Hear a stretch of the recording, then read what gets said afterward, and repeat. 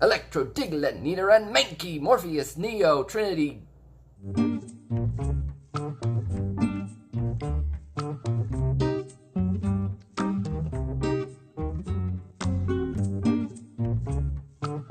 In a world where Pokemon coexist with humans in real life, one man teams up with a Detective Pikachu to solve a mystery surrounding a detective that has recently gone missing and is now presumed to be dead. This is their story. He's barely moving. Don't tell him that. Oh, he's on a bike. Quick, get in front of him. Stop.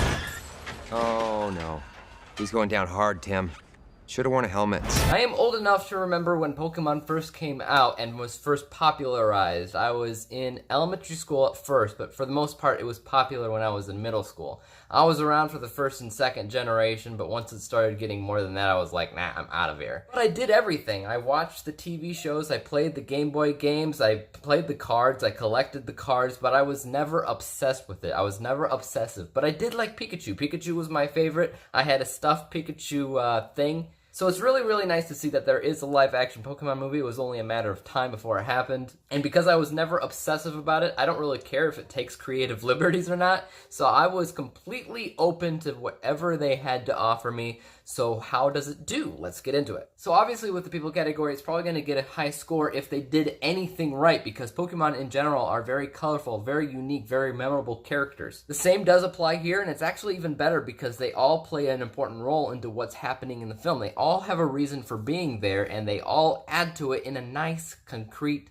balanced way. I had no idea what to think of Ryan Reynolds in the role as Pikachu's voice. It made no sense to me before I saw the movie, and after seeing it, it makes perfect sense. It makes so much sense, and I like him in the role. In general, with the people category, I think this is a film that a lot of people can get behind because it's something for everybody. It's something for every age group and gender and all that. You can really feel for these characters. You can feel what they're going through, and you can empathize with them. 18 out of 20 possible stars for the people category. A lot of stuff was done right in the writing category as well. I made a narrative analysis, but going even further than the narrative analysis, this movie does a lot of stuff right. It does a lot of stuff that you're going to remember. As I said before, Ryan Reynolds does a really good job voicing Pikachu, and his character and his voice specifically, pretty much anytime he says anything, is golden. It's a nice, smooth plot where everybody's actually trying to do something. They have a plan of action on how to get there, so there are obstacles in their way.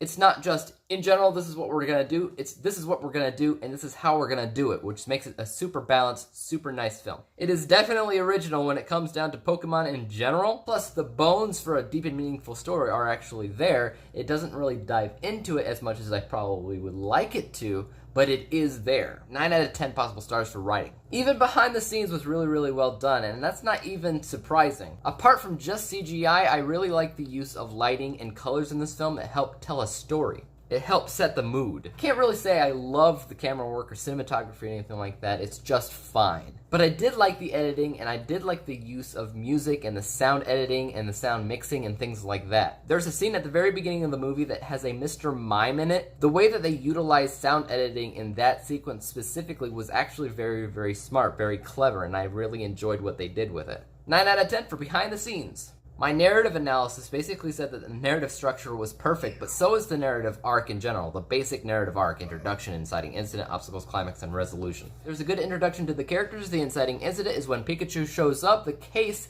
is the case, so there's obstacles in the way of them figuring out the case right away. Good climax, good falling action, all this is good, 10 out of 10. Next, we look at how entertaining this movie was in general, and I can't say that my socks were blown off or my brain was melted. However, what I can say is that I was thoroughly entertained by what I saw. It's just a really good, entertaining movie that will have you watching it again and again and again just for the experience, because it is fun. And because it's about Pokemon, and because they do it a little bit differently than what you might expect Pokemon movies would do, it's discussion worthy. Plus, the mystery part of the movie makes it so you feel like you can't look away all the time because you might miss a clue. That part of it is engaging. I don't really think it's something that I would go off and buy or really care to own, but it is a fun movie that I enjoyed, so I'll give this 6 out of 10. Specialty category, what do you expect to find out of Detective Pikachu? Where is this range as a Pokemon movie? If you're thinking about Pokemon movies, you're probably going to have a hard time thinking about them without thinking about Detective Pikachu. It's not a traditional Pokemon movie by any means, but it probably will be at the forefront of your mind because it's so interesting, it's so different, it's so live action.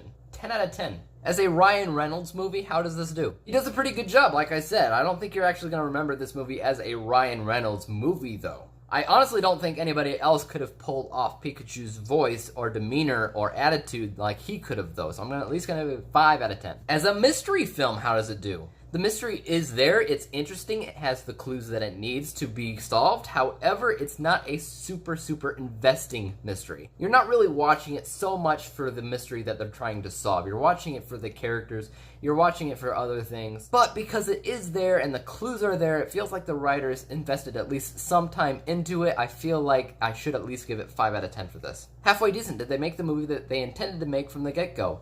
Yes, and more than that, I think they achieved something that they thought they wouldn't. The specialty category gets 30 out of 40 possible stars. If we add up all those points, we get 82 out of 100 possible stars, 82%, which currently places it in my top 5 of the year, though I have not watched a million movies this year, like I said. There is plenty of time for that. Guys, tell me what you thought of Detective Pikachu in the comments down below, and as for YouTube, you know you can subscribe to me, hit that like button, hit the bell to be notified when I come out with my next review. And until then, guys, peace out.